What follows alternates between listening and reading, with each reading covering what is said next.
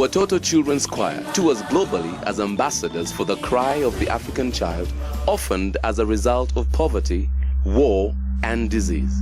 Today, over 1/3 of Africa's children are orphaned as a result of AIDS. This decimation of the next generation of Africans has social, financial, and global implications. In 1994, God called Gary and Marilyn Skinner to do something about it. God put on our hearts that we must not build an institutional orphanage, but we need to build homes. And we realize that a community, a country, a city, a nation will only be as strong and as healthy as the families. So we got property and we developed a children's village where there are 8 children living in a home with a mom, and those kids belong to that family. That's their brothers and sisters, and this is mom, and they're going to grow up to be normal, healthy kids. So every children's village that we have doesn't just have a house, but it has schools with a clinic and a community center, also that these kids will graduate whole in their lives so that they can become responsible Christians and productive citizens. Both of my parents had passed away due to the AIDS epidemic. We used not to go to school. We used to dig all day and have nothing to eat at home. And God gave me Watoto. He gave me a new mother and a teacher and education. They need someone to come alongside them, stand beside them and say, hey, we believe in you. And we know that you too can be something in life. I lost my husband. He died of AIDS. Yeah. So we were rejected. We had that stigma that go along with AIDS. We had nowhere to turn to apart from our God. Maybe I would have been dead by now. This is my home, and I will serve until I die. And I love the children I'm bringing up like my own biological children. So the bottom line for us in everything we do is to raise up the next generation of African leaders. We believe is going to transform not only our city, but eventually our country. We hope our continent as this spreads all over Africa. One of the great needs in Uganda was for abandoned babies. We found out that mothers as young as 13 years of age get pregnant. They have a premature child. They freak out. They don't know what to do. They throw away the child. There were many babies that were literally thrown down outdoor toilets. I found some babies with their hands and feet tied behind their backs, left as human refuse. So we really felt a need. We've got to do something about these babies. And so Baby Watoto is the result. We call the place the bulrushes. In that home, they come in literally dying. We nurse them, get them back to health, and then they graduate from there and they go into our regular Watoto home. Someone rescued me through Watoto Childcare, and it's not just me, it's been thousands of boys and girls who have gone through the program, and they are a lot better. I didn't know my parents. They died of HIV/AIDS. They died when I'm still young. I just saw the pictures of my parents, but I did not see them. I felt bad because my sisters used to go to school, and for me, I used to raise cows. The life was not easy. We couldn't go to school because they cannot pay for us the school fees. I was 8 years old when I came to Watoto. Watoto cares for me, and it has really rescued me. I think that God has a beautiful plan for every hurting person to get them out of their hurt into wholeness, back to a place where they have a sense of dignity and value and worth. You can't just give a hungry man a loaf of bread and think you've solved his problems. I think we have to treat people holistically. Watoto is like an open door to hurting people.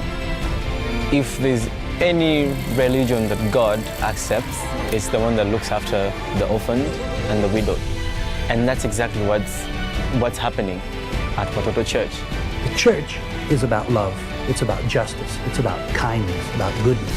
When you live that out in community, you can transform your community into a beautiful community.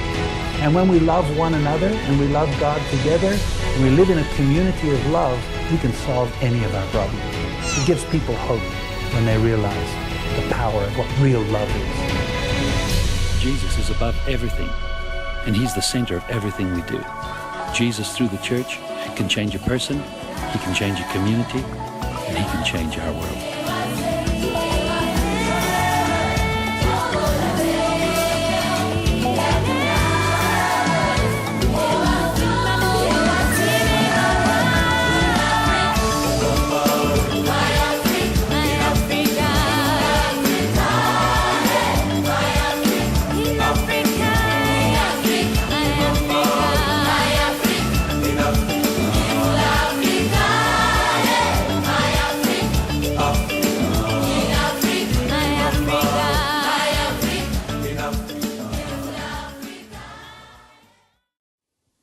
Lucas capítulo 24, versículo 13 até o versículo 35.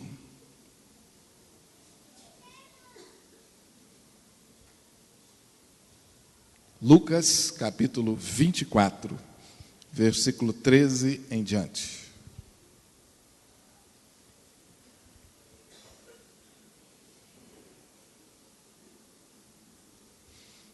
Amém, gente? Então me acompanhe na leitura, por favor. Naquele mesmo dia, 2 deles estavam de caminho para uma aldeia chamada Emaús, distante de Jerusalém, 60 estádios, isto é, cerca de 11 a 12 quilômetros. E iam conversando a respeito de todas as coisas sucedidas. Aconteceu que, enquanto conversavam e discutiam, o próprio Jesus se aproximou e ia com eles. Os seus olhos, porém, estavam como que impedidos de o reconhecer. Então lhes perguntou Jesus: que é isso que vos preocupa? E de que ides tratando à medida que caminhais? E eles pararam entristecidos. Um, porém, chamado Cleopas, respondeu dizendo: és o único, porventura, que, tendo estado em Jerusalém, ignora as ocorrências desses últimos dias? Ele lhes perguntou: quais? E explicaram o que aconteceu a Jesus, o Nazareno, que era varão, profeta, poderoso em obras e palavras diante de Deus e de todo o povo, e como os principais sacerdotes e as nossas autoridades o entregaram para ser condenado à morte e o crucificaram. Ora, nós esperávamos que fosse ele quem havia de redimir a Israel. Mas depois de tudo isto, é já este o 3º dia desde que tais coisas sucederam. É verdade também que algumas mulheres, das que conosco estavam, nos surpreenderam, tendo ido de madrugada ao túmulo, e não achando o corpo de Jesus, voltaram dizendo terem tido uma visão de anjos, os quais afirmam que ele vive. De fato, alguns dos nossos foram ao sepulcro e verificaram a exatidão do que disseram as mulheres, mas não o viram. Então lhes disse Jesus: ó nécios e tardos de coração, para crer tudo que os profetas disseram. Porventura não convinha que o Cristo padecesse e entrasse na sua glória? E começando por Moisés, discorrendo por todos os profetas, expunha-lhes o que a seu respeito constava em todas as Escrituras.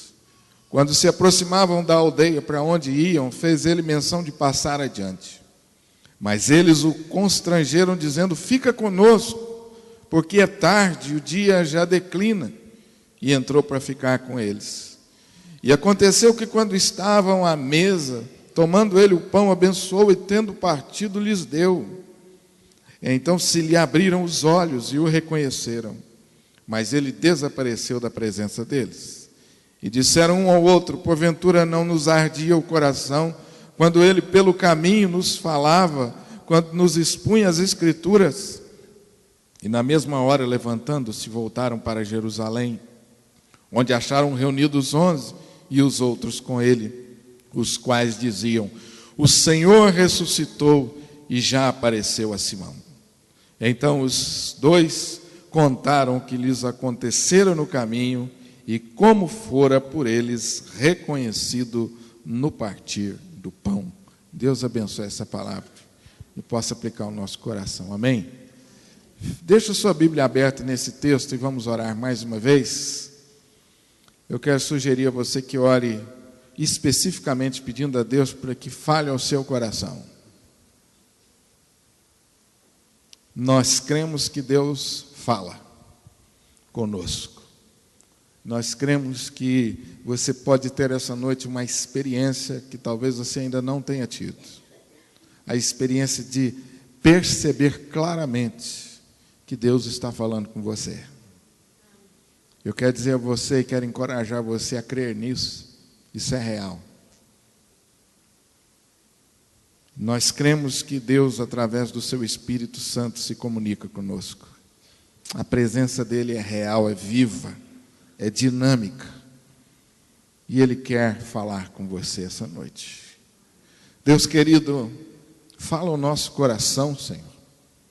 Não apenas à nossa mente, mas ao nosso coração. Fala, ó Deus. Fala de maneira, ó Deus, que seja inteligível. Fala de maneira, ó Deus, que venhamos a compreender. Revela, Senhor, ao nosso coração a Tua vontade, os Teus mistérios. Ó Deus, que também a Tua palavra nessa noite cumpra o propósito de consolar, cumpra o propósito que o Senhor já estabeleceu de ensinar, o propósito de exortar, de encorajar, o propósito de corrigir, o propósito de nos educar, que a Tua palavra cumpra esse propósito, o propósito de nos salvar.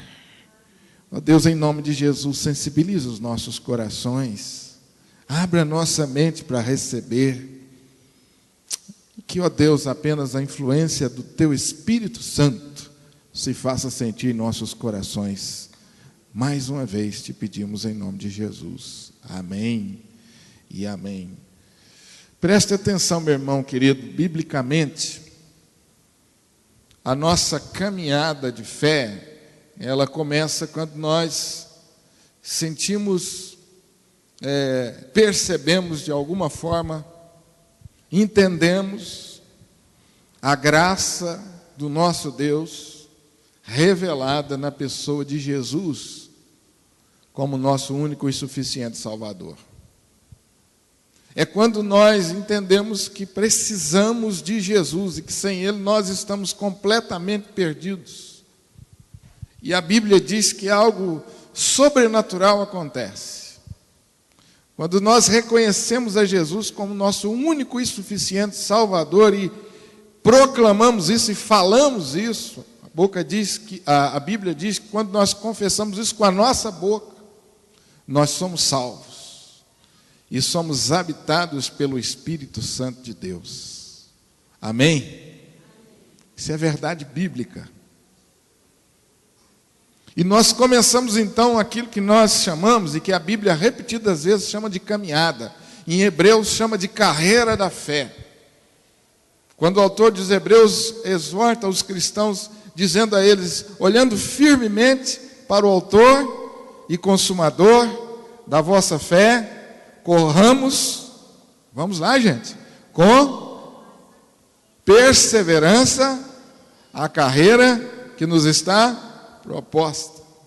Corramos com perseverança a carreira que nos está proposta.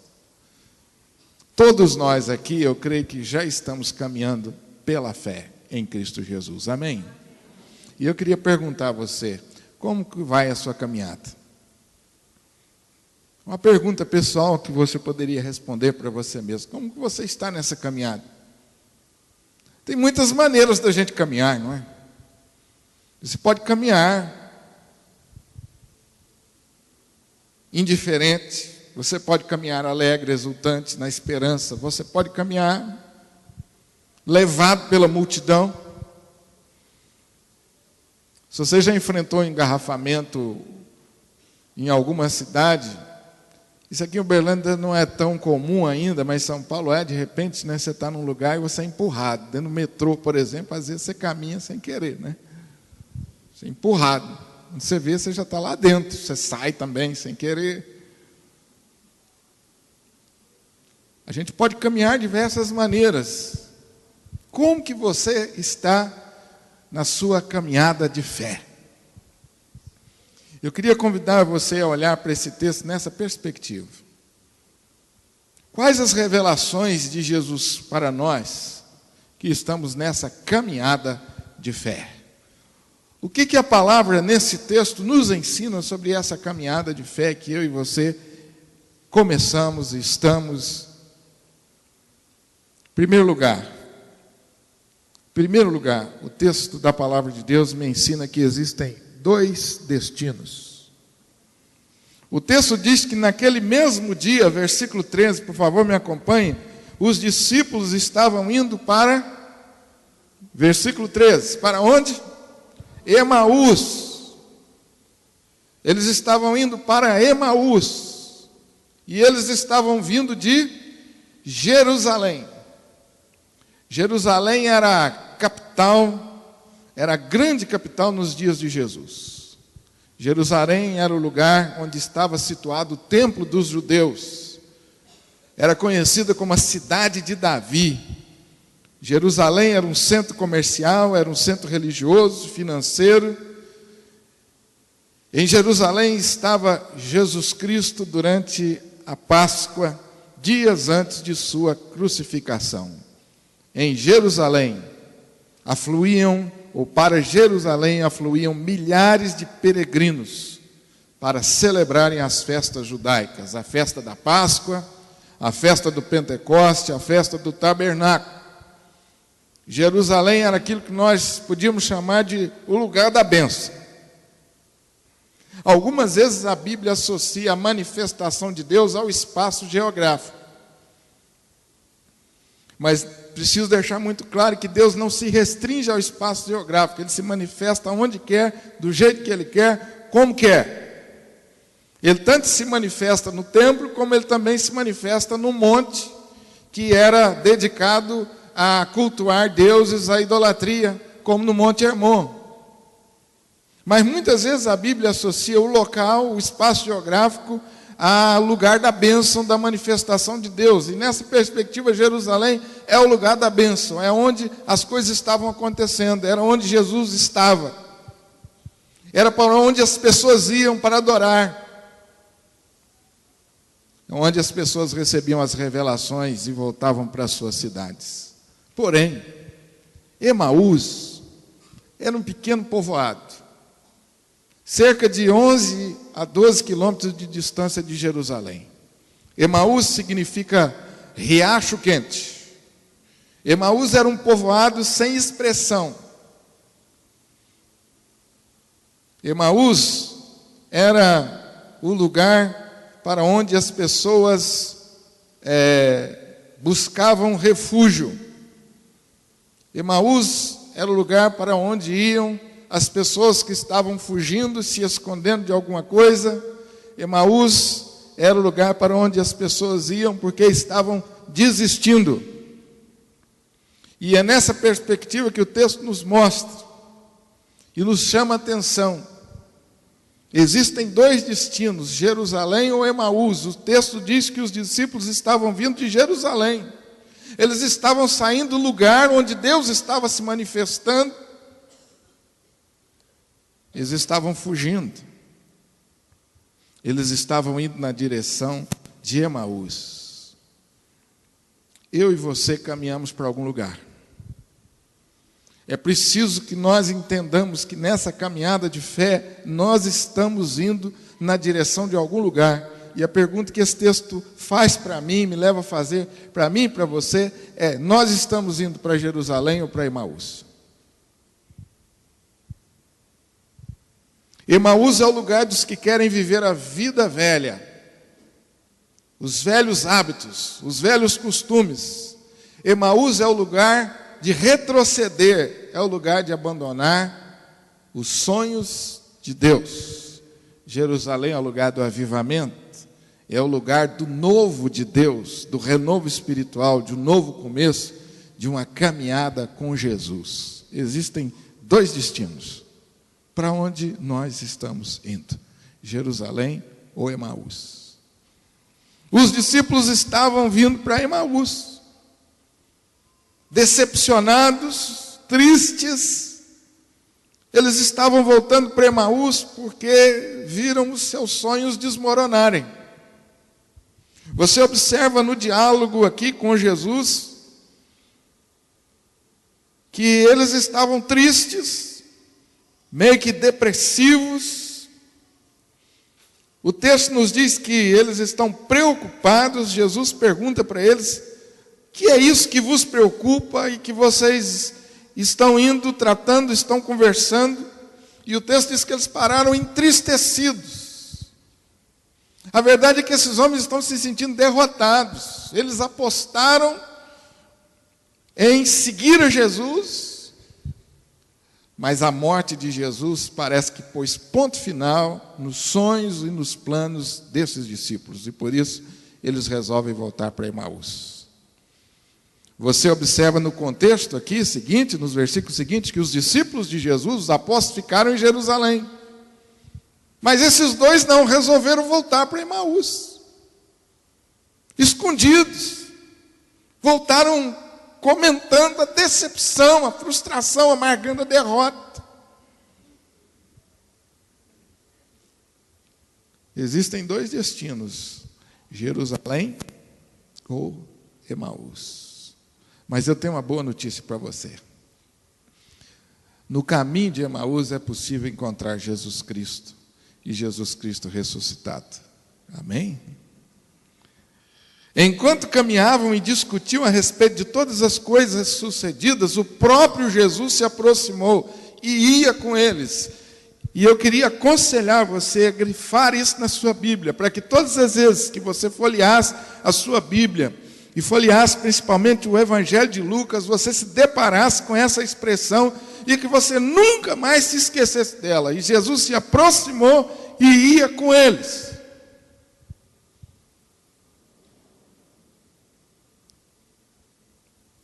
Apesar da tristeza, da frustração e da incredulidade dos discípulos, Jesus chega e caminha com eles.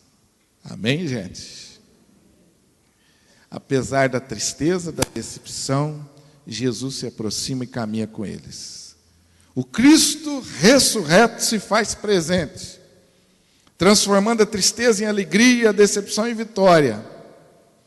E a presença de Jesus aponta-nos para a verdade das Escrituras acerca de que os profetas anunciaram sobre o Messias. Jesus venceu a morte. Onde está, ó morte, o teu aguilhão? Jesus se aproxima dos discípulos derrotados, tristes, decepcionados e frustrados e oferece vida. A realidade do Cristo ressurreto no caminho de Emaús é uma realidade que nos desafia.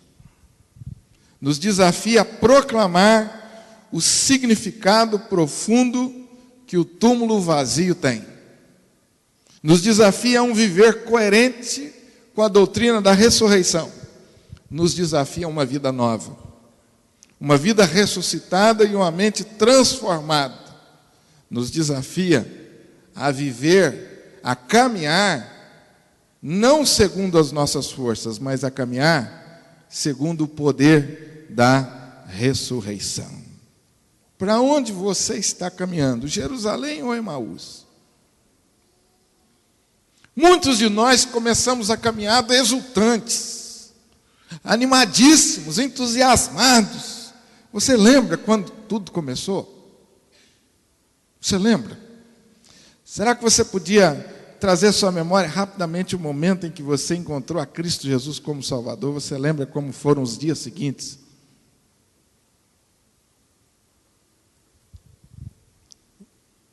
Muitos tinham uma vida cheia do Espírito Santo.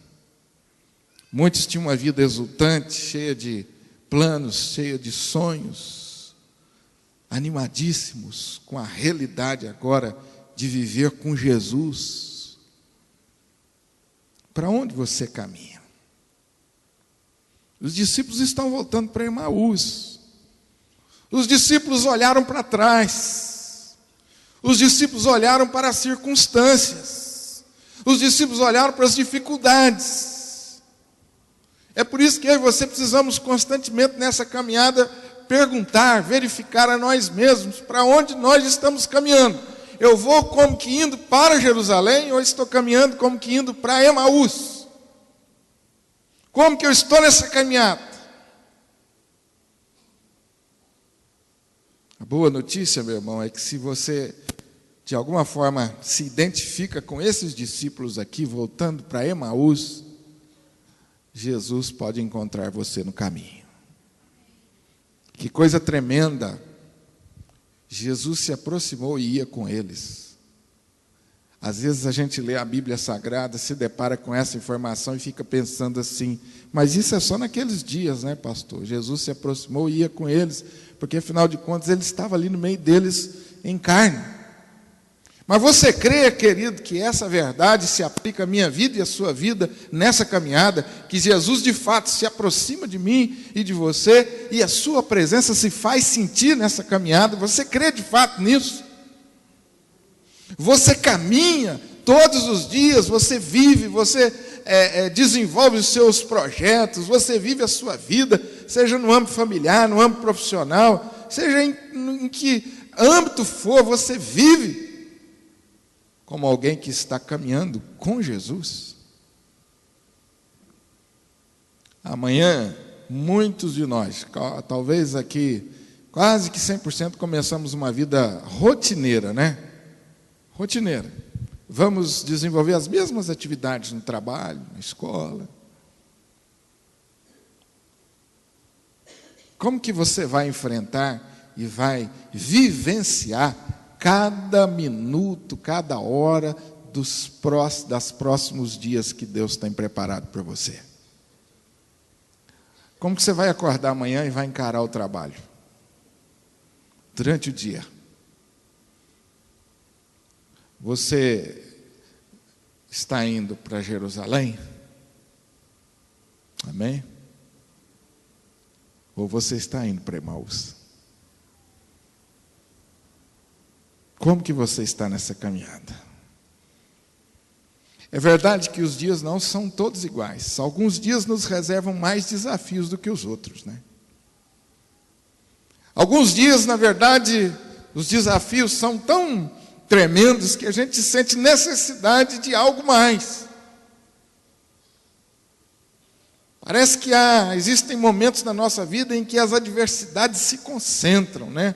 Os problemas se concentram, um longo período de lutas e de dificuldades. Como já disse alguém, uma nuvenzinha fica sobre a nossa vida, né? Uma nuvenzinha densa, escura sobre a nossa vida durante um tempo. São dias desafiadores. Nós não podemos esquecer da realidade espiritual em que nós estamos inseridos nessa caminhada. A Bíblia diz que nessa realidade espiritual, eu e você temos 3 grandes inimigos. O primeiro deles, o pecado.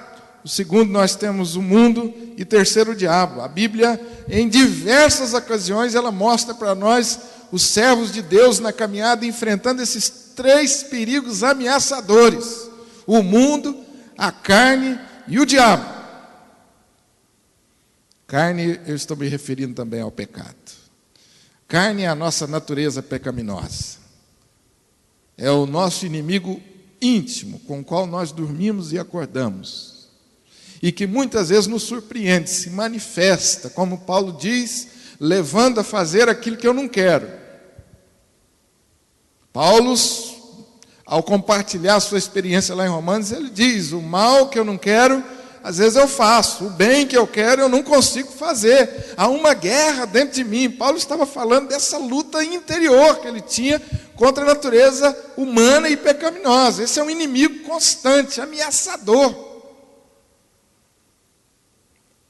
O mundo, as ideias, os pensamentos que querem formatar a nossa mente fora dos padrões e dos valores cristãos. Isso é o mundo. Toda forma de pensamento e todo valor que é incutido na sua mente, que não condiz com os valores bíblicos, isso é o mundo agindo e influenciando a nossa vida. E a Bíblia diz que o mundo jaz no maligno. Que luta, hein? O pecado que está dentro de nós, o mundo que nos cerca e o diabo.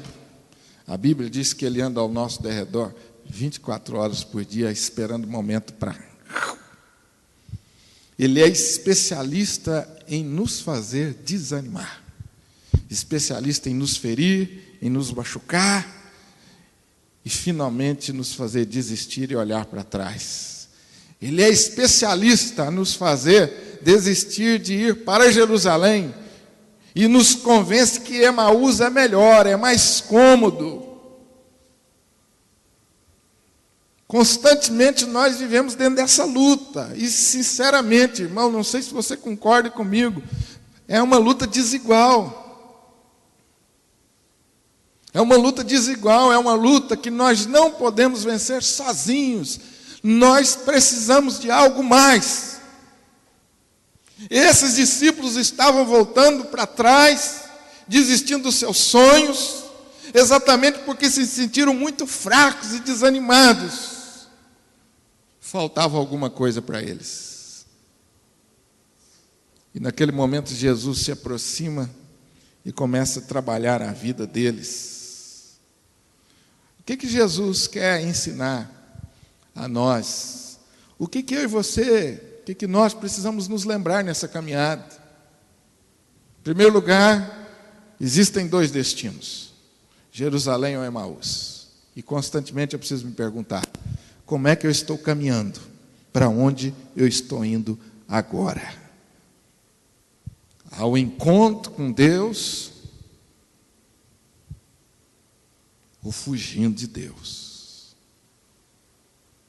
Permitindo que Deus, na sua graça e através do relacionamento comigo, traga novos sonhos, novos projetos, novos ideais, desafios, ou eu estou me escondendo de tudo isso?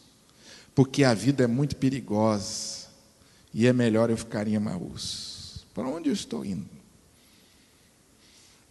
Em segundo lugar, eu preciso sempre me lembrar que mesmo indo para Emaús, Jesus se aproxima e caminha comigo. Talvez essa noite, falando isso, você deve pensar: olha, pastor, sinceramente, refletindo, eu estou me identificando um pouco com esses discípulos. Sinceramente, olhando para esse texto aí, nessa perspectiva, eu me identifico mais com esses 2. Eu estou voltando desanimado, estou desistindo, estou jogando a toalha. O que eu e você precisamos lembrar nessa caminhada? Jesus prometeu caminhar diariamente conosco. As últimas palavras de Jesus antes de deixar esse mundo foram essas: eis que estou convosco todos os dias, até a consumação dos séculos. Eu gosto dessa palavra todos, viu, gente? Todos. Não tem exceção nenhuma. Nos piores dias, nos mais difíceis, quando você sentir o peso dessa luta espiritual e dessa guerra, e até mesmo quando você sentir o peso das consequências de uma decisão errada e você estiver amargando uma derrota, estiver se sentindo muito sozinho, pensando em desistir de tudo, a Bíblia diz que Jesus vai estar com você. Presta atenção novamente, que eu quero repetir: é a Bíblia que diz, não é o pastor, não é a igreja presbiteriana, não, é Deus mesmo que garantiu que estaria para sempre conosco. Você não chegou sozinho aqui, amém? Você não vai sozinho quando você sair daqui. Amanhã, não sei o que você vai encontrar pela frente. Terça-feira também não sei. Quais os desafios? Mas eu sei de uma coisa: você vai com Jesus. Jesus vai com você. Parece uma coisa tão simples, né, para se falar. Tão simples, né? Agora eu queria que você parasse um pouquinho e pensasse que esse Jesus que eu estou falando aqui é o Deus Todo-Poderoso, Criador do céu e da terra.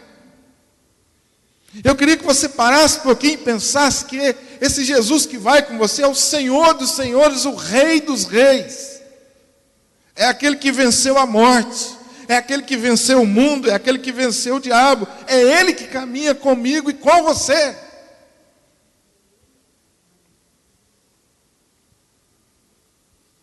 Essa é uma convicção essencial que precisamos ter, se quisermos ter uma vida abençoada e cheia de vitórias. Essa é uma convicção essencial a todos nós que não queremos viver acuados com medo do que vem a seguir. Eu quero repetir isso. Essa é uma convicção essencial para você que não quer viver com medo do que vem a seguir. O futuro, para muitos de nós, é algo tão ameaçador. Eu não sei o que vai vir. Não sei o que vai ser. E amanhã? E amanhã, se Deus levar o meu esposo? E amanhã, se Deus levar a minha esposa? E amanhã, se Deus levar o meu filho? E amanhã, se eu chegar lá e não tiver mais trabalho, pastor? E amanhã? E nós começamos a elaborar uma série de preocupações e de fatos que talvez nunca aconteçam, mas aí nós somos abalados demais com isso. Demais. E agora?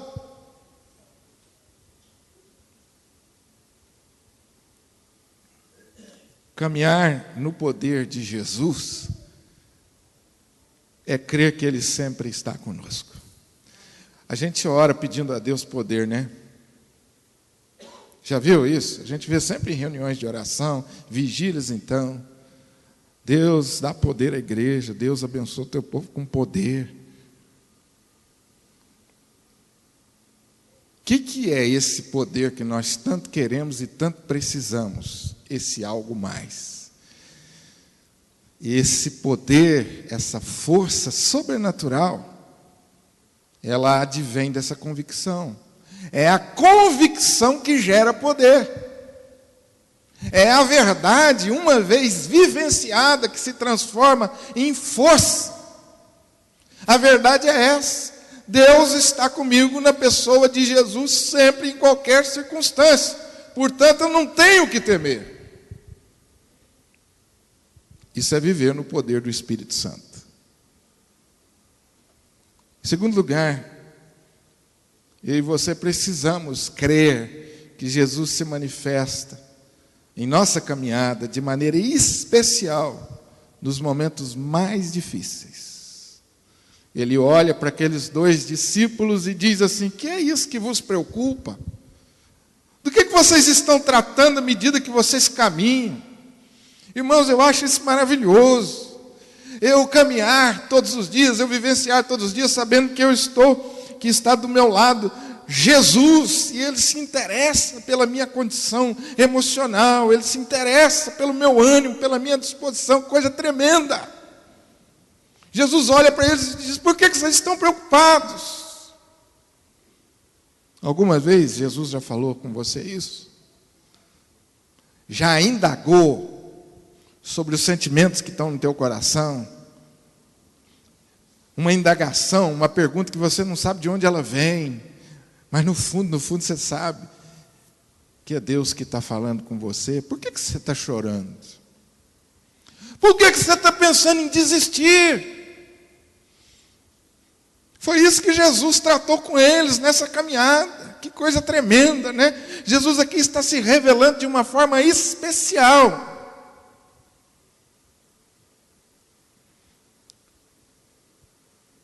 A crucificação, que deveria colocar ou marcar o início de uma vida completamente nova, abençoada, diferente, na verdade a crucificação marca a desistência deles. É incrível, né? A esperança do Messias tinha se esvaziado como fumaça. Esvaído como fumaça. Interessante que aqueles homens foram capazes de descrever com exatidão os últimos acontecimentos de Jerusalém. Mas, apesar de saber dos acontecimentos, o coração estava endurecido. Jesus indaga: o que é que vocês vão conversando? E eles respondem a Jesus, né? Jesus, você não está sabendo, ou Jesus não, você não sabe do que está acontecendo lá em Jerusalém? E Jesus, não, me conta. E eles contaram com detalhes. Mas eles não reconheceram Jesus, irmãos. Você conseguiu perceber isso aí no texto? Como que nós, às vezes, como que a nossa incredulidade cega, nos faz cegos e endurece o nosso coração. Então, de maneira carinhosa, amorosa e firme, Jesus diz: ó nécios e tardos para crer. Nécios e tardos de coração para crer em tudo que os profetas disseram. Porventura não convinha que o Cristo padecesse e que entrasse na glória? E então Jesus expõe a eles a Escritura. A ansiedade gera incredulidade, e a incredulidade gera ansiedade. As duas se alimentam. Quando nós somos tomados pela incredulidade ou pela ansiedade, nós temos muita dificuldade para enxergar a presença de Jesus e acreditar na sua providência. Os discípulos estão conversando com Jesus, mas não reconheceram Jesus.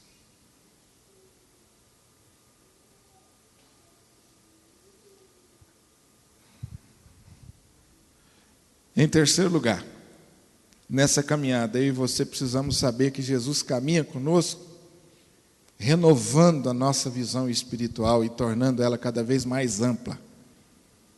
O texto nos diz no verso 16 e no verso 31, seus olhos, porém, estavam como que impedidos de reconhecer.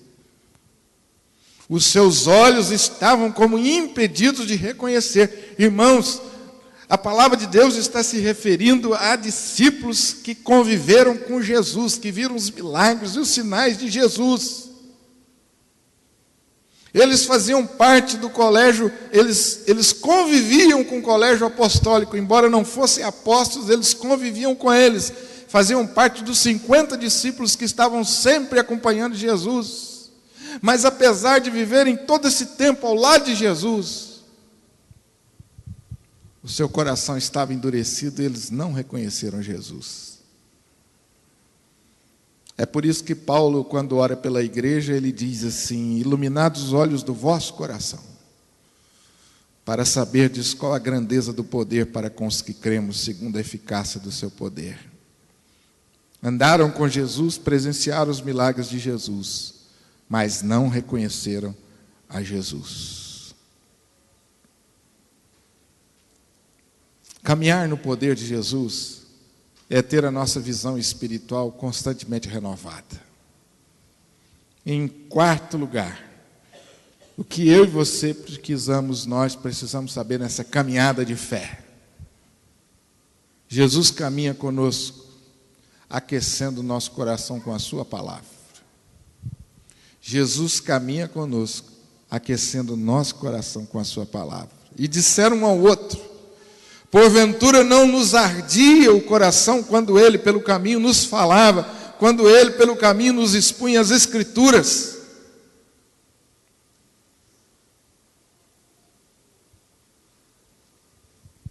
Nessa nossa caminhada, muitas vezes, nós somos assim, é resultado da nossa natureza pecaminosa. Às vezes nosso coração dá uma esfriada, às vezes nós perdemos o foco, por causa de pouca coisa, né? Num dia nós matamos um leão, no outro nós corremos de uma formiga. Não é verdade? Um dia nós estamos prontos a confiar no milagre, na ação sobrenatural de Deus. No outro dia uma pessoa passa por nós da igreja, não nos cumprimenta, a gente entra em crise. Fica aborrecido o dia inteiro porque alguém passou por nós e não deu bom dia.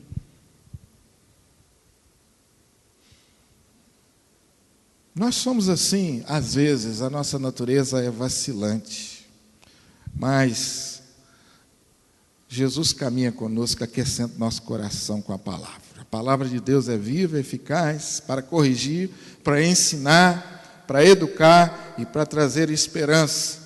Pela palavra de Deus todas as coisas foram criadas, pela palavra de Deus a ordem foi estabelecida no universo. Pela palavra de Deus a natureza foi controlada. Calma-te, mar, emudece-te, vento. Pela palavra de Deus enfermos foram curados e mortos foram ressuscitados. Você crê no poder da palavra de Deus? Jesus aqueceu o coração daqueles homens com a palavra. Eles estavam desanimados, tristes. decepcionados. E Jesus usou a palavra para consolá-los. Nessa caminhada, eu e você não podemos abrir mão da palavra de Deus. Muitos de nós, às vezes, nos esfriamos por conta disso. Deixamos de ler a palavra. Nos acostumamos, em que alguém traga para nós a palavra de Deus já interpretada e aplicada. Nos acostumamos com isso. Não, eu vou lá domingo à noite, que eu creio que o pastor vai ter uma palavra para mim. Então você recebe uma palavra como hoje à noite, retém essa palavra como você, e aí? Só no próximo domingo? Segunda, terça, quarta e quinta. A menos que você não leve o pastor para sua casa, o que vai ficar muito dispendioso para você. Como é que vai fazer? Você crê nessa ação sobrenatural? Jesus do seu lado, aquecendo seu coração com a palavra. Irmão, eu queria dizer uma coisa para você com muito carinho, viu? E respeito aos pastores. Eu não estou falando de você ligar a televisão e ficar nesses programas de televisão a noite inteira, não, tá? Que a gente está substituindo a leitura e o estudo da palavra. Missionário tal agora, missionário tal. Aí você tem a noite inteira, para todos os gostos.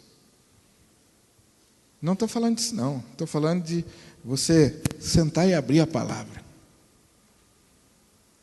Tem um momento onde você vai orar e você vai falar com Deus assim: Deus, fala ao meu coração agora, Senhor. Me ajuda a entender, ó Deus, a tua palavra. Irmãos, ela é viva e eficaz. Ela é viva e eficaz.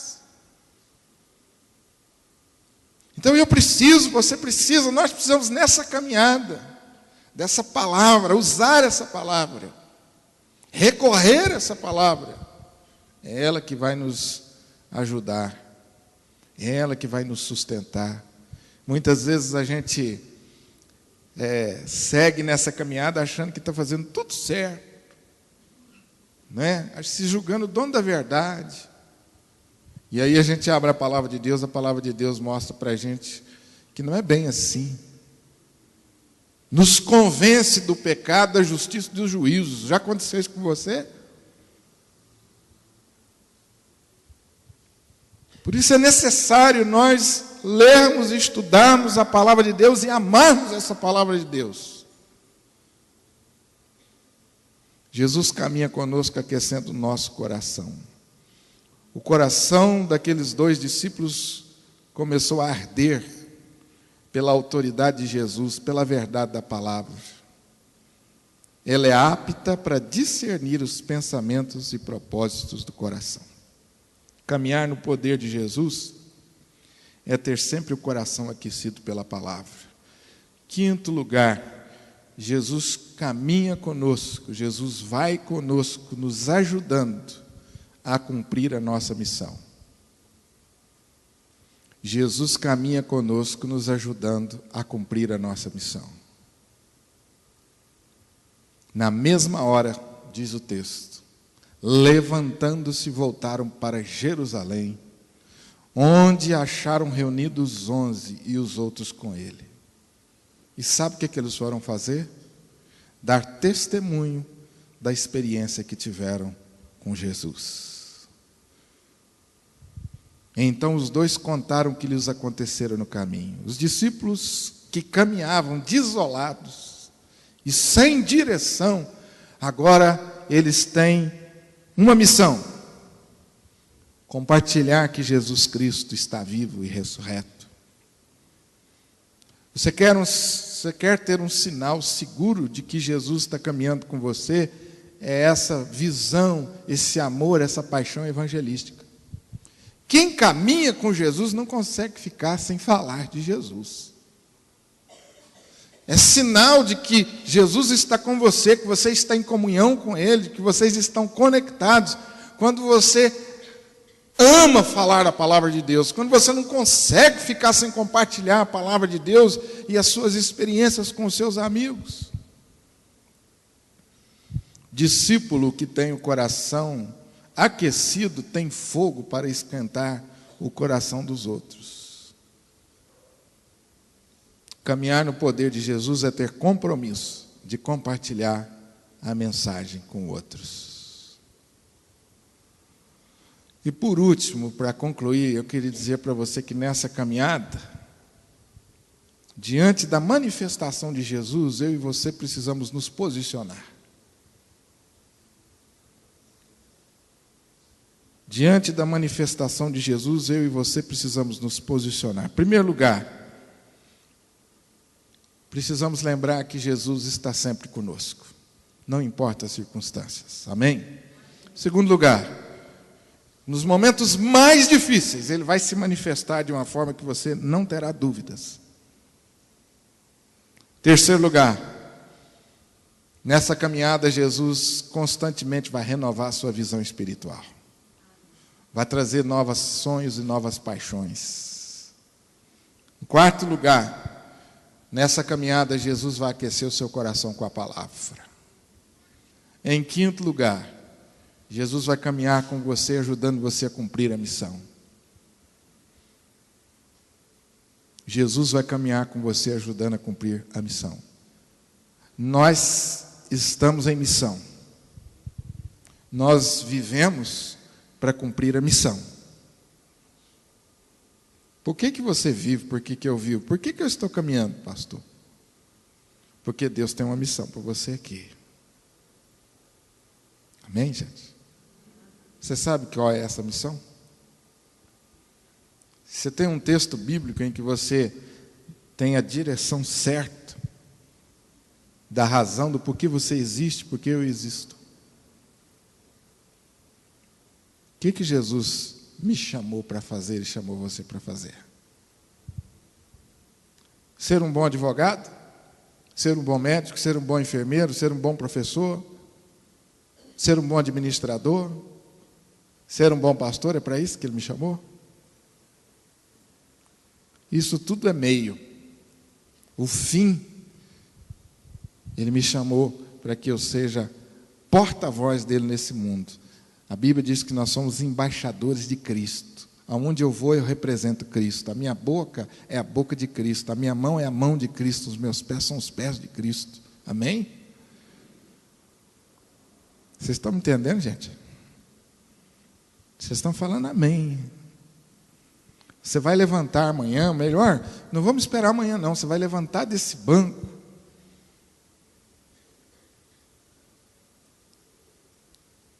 Talvez você tenha que usar a sua credencial como embaixador de Jesus.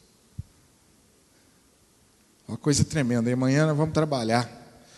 Pastor, segunda-feira, está tão bom domingo, feriado, prolongado. Você tinha que lembrar esse negócio. Aguentar aquele serviço chato, aquele povo enjoado, o patrão cobrando. Meu irmão, nós estamos em missão. Pastor, aquele saláriozinho michuruca. Então, nós estamos em missão. O seu salário não é aquele. Amém? O seu salário não é aquele. Você lembra que nós entregamos os dízimos e ofertas aqui e nós adoramos o nosso patrão, dizendo assim, Ele é que provê as nossas necessidades, Ele é que paga o nosso salário. O meu patrão, o seu patrão, o nosso patrão, ele é apenas instrumento de Deus. Tranquilo aí? Então você não trabalha para ele, você trabalha para Deus onde você está. Então lá você é embaixador de Deus. A tarefa que você desempenha lá no seu trabalho é para revelar Jesus. Você é um bom médico para revelar Jesus, você é um bom advogado para revelar Jesus, você é um bom professor para revelar Jesus.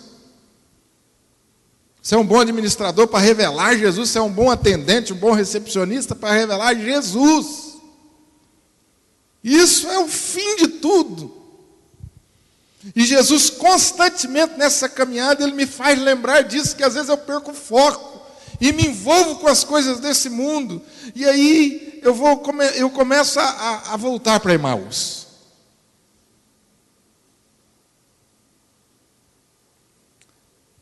E, em último lugar, queria dizer para você que nessa caminhada, diante da manifestação de Jesus, eu preciso me posicionar. Os discípulos de Emaús ouviram a Jesus e disseram: fica conosco, Senhor. Eles convidaram Jesus para cear. Eles convidaram Jesus para ficar na casa deles, em seus corações. Essa é a escolha que Deus quer de nós, que convidemos a Jesus para ficar para sempre. É muito bom a gente falar assim: pastor, que coisa maravilhosa, hein? Jesus está sempre comigo. Isso. Tremendo. Jesus vai me socorrer nos momentos mais difíceis. Tremendo. Que bênção, pastor. É essa convicção da presença de Jesus. Maravilhoso, querido. É essencial para a nossa vida. É essencial para que eu e você não nos desanimemos nessa caminhada. Ter a convicção de que o Cristo vivo está do meu lado. Mas, meu irmão, precisa ser honroso para Jesus também.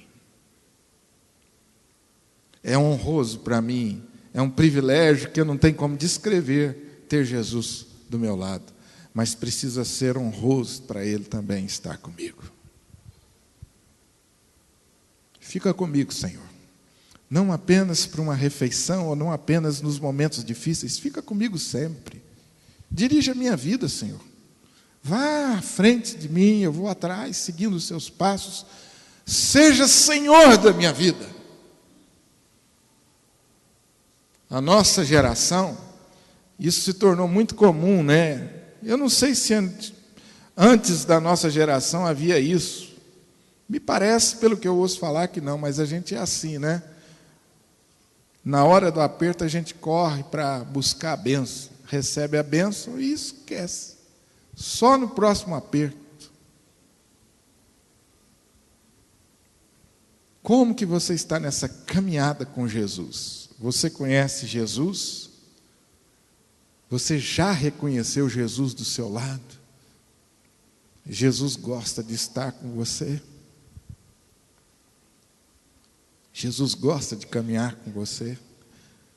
Fica conosco, Senhor. Essa é a posição que Deus quer de mim e de você. Diante dessa revelação que Deus faz a mim e a você nessa caminhada cristã. Fica comigo, Senhor. Você já convidou Jesus para entrar na sua vida e já entregou a Ele a direção da sua vida? Preste atenção, não estou perguntando se você gosta de Jesus, se você crê nos milagres de Jesus. Eu estou falando de alguma coisa mais profunda. Não é apenas você experimentar, mas é você viver completamente a Jesus. Deixar que Ele conduza a sua vida. A prova que isso aconteceu é que aqueles homens voltaram para Jerusalém. Houve conversão. Houve conversão. Eles estavam indo para Emaús, fugindo da bênção. Agora não, agora eles deram meia volta e vamos voltar para Jerusalém e vamos nos reunir com os apóstolos, com os discípulos e vamos continuar a missão. A nossa visão foi renovada. Nós já cremos e nós temos a convicção de que o Cristo ressurreto, que Jesus Cristo vive e Ele caminha comigo. Que mudança houve na vida daqueles homens. O texto termina dizendo que eles voltaram para Jerusalém.